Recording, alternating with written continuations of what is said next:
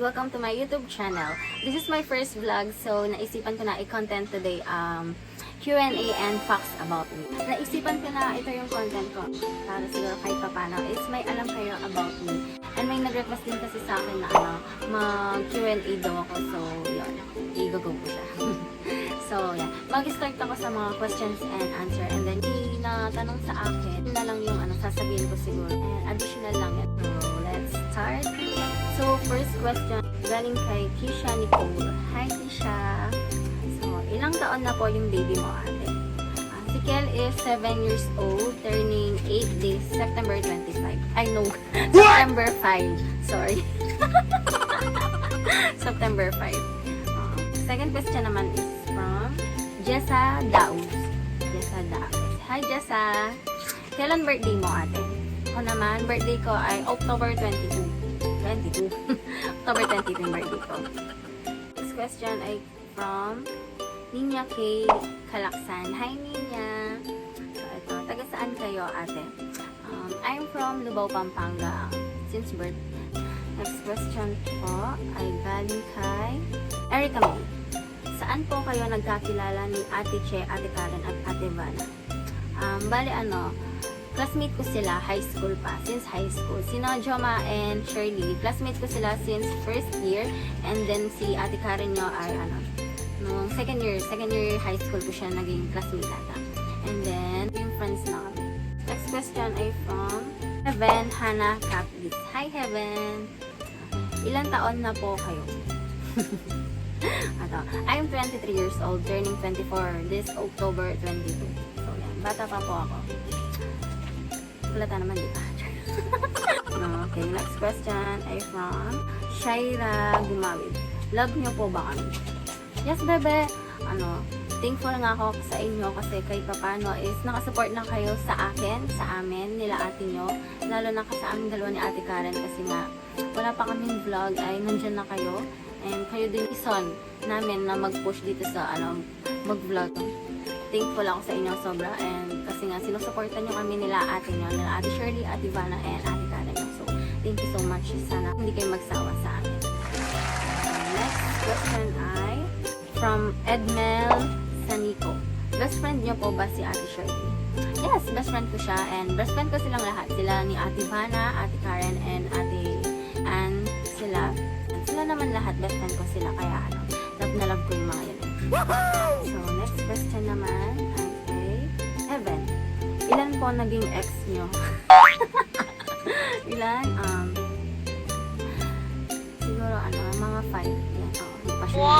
Mga 5. Siguro mga 5. Lang, kasi nung bata pa ako, syempre, yung puppy love mga yun charing-charing pa yung mga chena-chena pa. So, next question naman ay from Jeza Galapon. Biggest mistake na nagawa mo na, ate? Biggest mistake na nagawa ko na is siguro yung pagiging pasaway ko nung high school ako. Mistake yun ako. Biggest mistake ko talaga yun. Pero hindi ko naman siya pinagsisisihan. Pagkakamali ko yun. Mistake ko yun. Pero hindi ko naman siya pinagsisisihan na kasi kahit papano is may dala itong unforgettable memory sa akin, moments. And syempre, ganun naman talaga kapag kabataan pa medyo pasaway. And ako talaga is super duper pasaway ako nun. Pero at least ngayon okay na. Pero mistake ko yun. Yung lalo na yung pagtakas ko sa gabi, para lang makagala, ganyan. Yes, ginawa ko yun. Huwag niyo akong gagayahin na bad night. Okay, next question po. From Ninya K. Kalaksan, mahalaga po ba kami sa'yo? Yes naman, oo. So, super thankful nga, sabi ko. Kasi nga, wala pa akong vlog, wala pa akong video. Yan yung Ate Karen nyo ay nandyan na kayo. So, super thankful ako kasi kahit hindi nyo pa kami masyado nakilala is, naniniwala na kayo sa amin. So, grateful and thankful kami. Love na love ko kayo. Sana din, huwag kayong magsawa sa amin, sa pag-support sa amin. Kaya, thank you. Siyempre, kayo kasama namin dito sa pag-start namin, sana hanggang dulo nandyan pa rin kayo. Thank you. So, next question ay from Erica May. Gusto niyo po ba ng new baby? Yes, of course, we want, gusto talaga namin na magka-baby na, masunda na si Kiel, pero siguro talagang hindi pa tayo. Naniniwala naman ako na ibibigay naman siya ni God in perfect time. Waiting. So, next question naman po ay from Angela Jimenez. Saan mo po una nakilala si Kuya John? Si Kuya John niyo ay nakilala ko siya sa birthday ni Ate Karen. Nag-visit kami na ni Ate Shirley niyo sa kanya, kasama namin si Kuya Ed. Sinama nila ako noon. Di pa nga ako sure na makakasama sa kanila lang kasi nga gabi na and di ako sure kung papayagan ako. And then, nakagawa ko ng paraan, tumakas ako. Yan. Hindi na ako, magaling. Pupuntahan. So, ayun. Nung pagkadating namin kina Ate Karen, ay hindi ko naman siya nakita agad. Siguro after namin kumain, ayan, nandun na siya sa table namin, ay nakipagkilala siya. Hindi naman siya, hindi hulata na, na may, siguro na interesado siya sa akin. Wala lang. Kasi ako din, hindi ko siya, pinansin din masyado nun kasi nga, wala pa sa isip ko na nakipag-fling pa. Ewan ko na lang, after 1 week siguro, nag-chat siya sa akin, hindi ko siya kilala. Nagpakilala lang siya na sabi niya, siya daw yung, yung nakausap namin ng birthday ni Ate Karen. So, yan. Diba? Nakikain lang noon, may asawa na ngayon. So, yan. Next question naman po. Erica May reply. Anong age ka na po? Ayun na. I'm 23, turning 24 this October 22. Okay, next question naman ay from Isha Nicole Albano. Paano po kaya naging BFF ni Ate Shirley, Ate Nirvana at Ate Karen? Since high school nga kasi magka-classmate na kami. Pero si Ate Karen yun may ibang circle of friends siya. Hindi namin siya kasama. Talagang kami ni na Ate Shirley na Ate Vanna magkakasama noon. And then, marami kaming memories together. Yung high school kami super duper dami na unforgettable. Kaya siguro naging ganun na lang yung friendship namin na talagang masarap siyang isipin na ginawa namin yun. Kaya minsan ngayon nagkita-kita kami, nagre-reminisce kami. Tawang-tawa na lang kami sa mga pinagagawa namin. Kaya ayun, hanggang ngayon is magkakasama pa kami. Siguro after 2 years nung pagka-graduate namin ng high school, dun kami ulit nagkita-kita and then yun. After ulit 1 year, ngayon, magka-time na naman kami ulit na magkakasama. So, yun. Okay, next question naman po. Bakit po ang cute nyo? From Angela Jimenez. Cute ba ako? Talaga? Hindi mo sinasabi sa akin yun eh. Charot. Hindi mo na ako cute pero sige, thank you. Thank you so much. So yun, thank you sa mga nagtanong. Sana na-satisfy kayo dun sa mga sagot ko.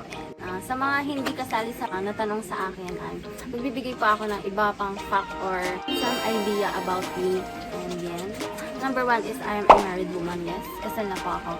Yun nga, kay Kuya Johnny. And then yung anak namin ay si Kiel. Second fact naman ay I love cooking. Yes, mahilig po akong magluto. Hindi man halata sa akin kasi yung mahilig tawag dito, magluto-luto sa ibang bahay. Gusto ko lang sarili ko lang, ako lang mag-isa. Pero yung gusto kong mga iluto is mga ulam ganyan. Minsan nagsisearch ako sa YouTube and then nagtatanong din ako sa mother kung paano lutuin yung ganyan. Kasi nakakasawa na yung ulam namin araw-araw, paulit-ulit na lang. Kaya ayun. Pero honestly, si Kuya Johnny nyo, marunong siya magluto kasi graduate siya ng HRM. And then, masarap din siya magluto. Tinamad na lang siya ngayon kasama niya ako sa bahay. Pero dati gusto niya ako pinagluluto. Doon niya ako nakuha yung char. Third fact about me naman po is, hindi po ako marunong mag-makeup. Yes po, hindi po ako marunong. As you can see naman po, ayan. ready ako ngayon. Pero hindi ako, lang to. Polvo lang, baby powder Johnson, and then lip tint, and blush on, saka nagmaskara ako, ayan lang yung alam ko pong gawin. Tignan niyo po yung kilay ko, walang kaguhit-guhit. Hindi po kasi ako talaga marunong. Ilang beses na ako nag-try na magkilay, na tutorial yan, ganyan. Effect, hindi talaga ako marunong. Hindi ako mahilig din sa mga makeup. Siguro, nagaganto lang ako kapag may client meeting ako. And may meeting din kami sa office. Ayan. Kapag naggagala naman, oo yun, minsan. Pero kapag tinatamad ako, ganito lang, blush on lang at saka lip tint. Hindi na ako nagmamaskara kapag medyo rush. Kasi ako, rush person ako. Mahilig ako sa saktong oras lang. Kaya wala na akong nagiging time sa aking face. Kita pa ang aking mga acne marks. Pero wala akong ginagamit sa mukha ko. Pero soon meron, abangan nyo po kung ano. And then, tignan nyo rin magiging result sa aking face. Iba-vlog ko siya soon. Next fact about me is, malakas po akong tumawa. Yes po, malakas akong tumawa. Siguro yun yung signature ko. Yung tawa ko, ewan ko ba, minsan naiirita na sila sa akin pag sobrang lakas na ng tawa ko. Kaya tagal ko minsan, sobrang nakakatawa nung tawag dito. Minsan pag sobrang may narinig ako na nakakatawa, ayan, kapag nagkukwentuhan kami, ayun, yung bibig ko na, yun, mag-umpisa na. Siguro ngayon, hindi nyo pa siya maririnig, pero future vlogs namin nila, Kuya Johnny nyo or nila ate nyo, maririnig nyo yun. Siguro about sa mga kapag nag-challenge kami, ayan. Siguro narinig nyo na rin, so nung first vlog ni Kuya Johnny, panoorin nyo po yun. Ito, dito siya, tignan nyo po. So, next fact about me is, mahilig po ako sa maanghang. Yes, I love spicy foods. I love chili. Siguro, hindi ako makakakain ng hindi maanghang. Siguro, kahit noodles, yung noodles, ganyan, bibigyan ko pa siya ng sili, 2 piraso ng sili. Tapos, mainit-init pa. Ay, ang sarap. Sarap nun. And then, lahat siguro ng ulam namin, binibigyan ko nun. Ewan, di talaga ako makakain ng hindi maanghang. Hindi na ako magkakaalmoranas. So, ayun. Kung may balak maglibre sa akin o magpadala ng pagkain, sige, basta maanghang. Next fact about me is, mahilig pa ako sa ukay-ukay. Yes po. Ewan ko ba? Hindi naman sa as in lahat ng damit ko is ukay-ukay, pero halos siguro is ukay-ukay. Kasi nung bumili sa isang shop, so ayun, nung nakita ko na magaganda yung mga damit, kasama pa nun yung sister ko, si Apple, na magbili nun.